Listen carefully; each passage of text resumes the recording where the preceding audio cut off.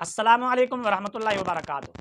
عزیزان گرامی، یزید کا حضرت امام حسین رضی اللہ تعالیٰ عنہ کے ساتھ کیا جھگڑا تھا، کیا اختلاف تھا، یزید کیا چاہتا تھا، واقعہ کربلا کیوں پیش آیا، اس کا پس منظر کیا تھا، حقائق کیا تھے، سنیے علامہ ڈاکٹر محمد طاہر القادری صاحب کی زبانی، پھر آگے بات کرتے ہیں۔ یزید کا امام حسین سے کیا جھگڑا تھا؟ علمی جھگڑا تھا، کوئی مسلکی جھگڑا تھا، عقیدے کا جھگڑا تھا، فقہ کا جھگڑا تھا، قرآن کی تفسیر پر اختلاف تھا؟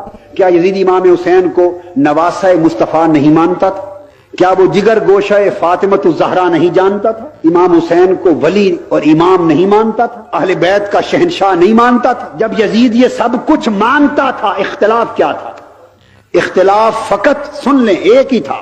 یزید کا نقطہ نظر یہ تھا کہ حسین تو اتنا متقی، اتنا پرہیزگار، اتنا عالم، اتنا عابد، اتنا عارف، اتنا زاہد، اہل بیت کا امام، اولیاء کا امام، مصطفیٰ کا نواسہ، اتنی اونچی ہستی، آپ کا کام حکومت اور سلطنت کے ساتھ کیا ہے؟ آپ خالی مسجد میں واعظ کیا کریں، لوگوں کو درس دیا کریں، قرآن کی تبلیغ کیا کریں، آپ واعظ کیا کریں اور میں راج کیا کروں، وہ لوگوں کو تبلیغ کریں تاکہ اسلام فقط مسجد کی چار دیواری میں بند رہ جائے، اسلام درس قرآن سے آگے نہ بڑھنا چاہے، اسلام واعظ اور تبلیغ سے آگے نہ بڑھنا چاہے، سلطنت کفر کے نظام پر چلے، سلطنت ظلم کے نظام پر چلے، سلطنت غنڈہ گردی سے چلے، سلطنت لوٹ مار سے چلے، سلطنت بددیانتی سے چلے، سلطنت بے حیائی سے چلے، سلطنت میں شراب چلے،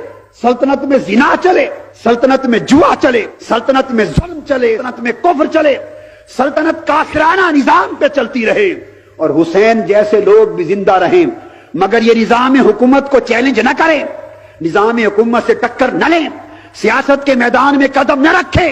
حسین فقط مسجد میں لوگوں کو جمع کر کے قرآن کا واعظ دیتا رہے ساری زندگی، اور مسجد سے باہر پورے معاشرے میں یزید کی حکومت کے تحت کافرانہ نظام چلتا رہے، اور یہ امت دو حصوں میں بٹ جائے، مسجد کے اندر کوئی اور نظام چلے اور مسجد کے باہر کوئی اور نظام چلے۔ بس یزید کا یہ فکر تھا۔ امام حسین نے اس کو قبول کیا؟ امام حسین اگر قبول کرتے، معرکہ کربلا کبھی بپا نہ ہوتا۔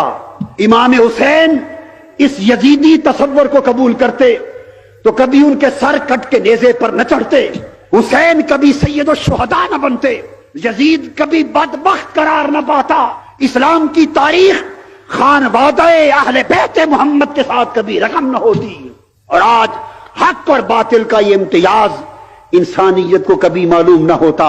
امام حسین نے یزیدی تصور کو رد کر دیا، فرمایا یزید میرے نانا فقط مسجد کے اندر بند رہنے والا دین لے کر تشریف نہیں لائے تھے، میرے نانا فقط واعظ اور تبلیغ والا دین نہیں لائے تھے۔ اگر میرے نانا محمد مصطفیٰ صلی اللہ علیہ وآلہ وسلم نے دین کو فقط واعظ میں بند رکھنا ہوتا تو مکہ کے کافروں سے بھی کبھی لڑائی نہ ہوتی۔ اگر میرے نانا مصطفیٰ نے دین کو فقط تبلیغ میں بند رکھنا ہوتا تو کبھی مکہ سے مدینہ ہجرت کرنے کی نوبت نہ آتی۔ اگر میرے نانا نے دین کو فقط درس تک بند رکھنا ہوتا تو کبھی بدر کا معرکہ بپا نہ ہوتا، احد میں کبھی چہرہ مصطفیٰ زخمی نہ ہوتا، کبھی صحابہ کے تن بدن شہید نہ ہوتے، کبھی خندقیں نہ کھدتی، کبھی طائف کے بازاروں میں مصطفیٰ کے جسم لہو لہان نہ ہوتے، اور کبھی یہ خونی معرکے جو آقا دو جہاں کی پوری حیات مبارکہ میں وپا ہوتے رہے، یہ نہ ہوتے۔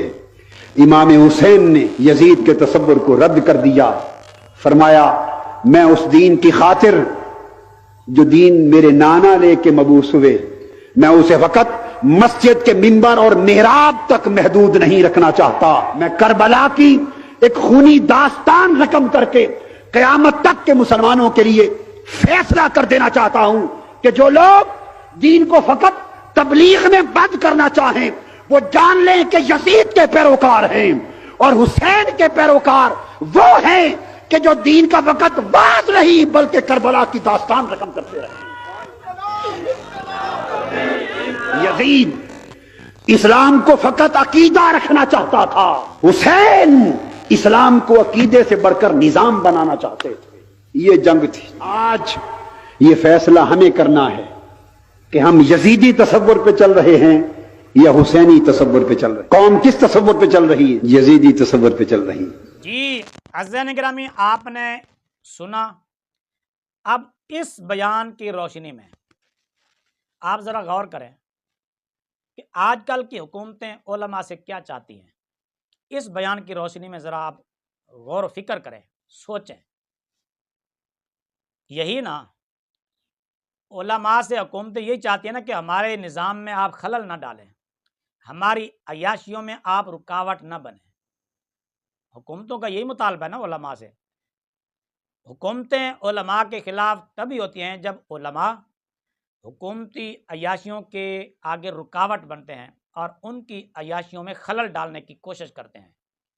تب حکومت اپنی طاقت دکھاتی ہے اور علماء سے یہی مطالبہ کرتے ہیں بس تم مسجدوں اور مدرسوں تک محدود رہو، نمازیں پڑھو، نمازیں پڑھاؤ. حکومت سے تمہارا کیا کام، ملکی نظام سے تمہارا کیا کام، سیاست سے تمہارا کیا تعلق.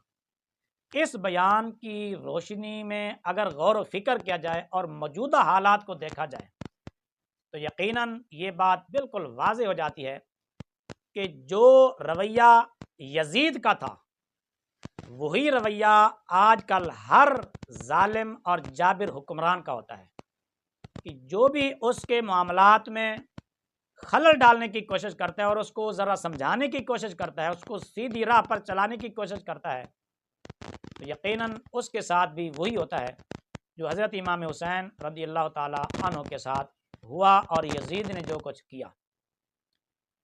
اور بظاہر لگتا بھی یہی ہے. اگر حضرت امام حسین رضی اللہ تعالی عنہ یزید کو اس کے حال پر چھوڑ دیتے تو یقیناً سانحہ کربلا کبھی بھی واقع نہ ہوتا.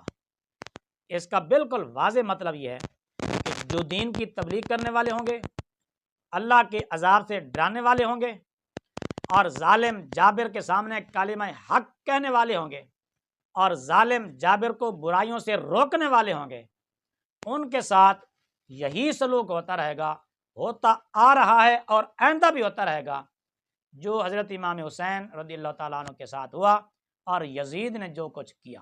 اس بیان کی روشنی میں اگر غور و فکر کیا جائے تو نتیجہ یہی نکلتا ہے.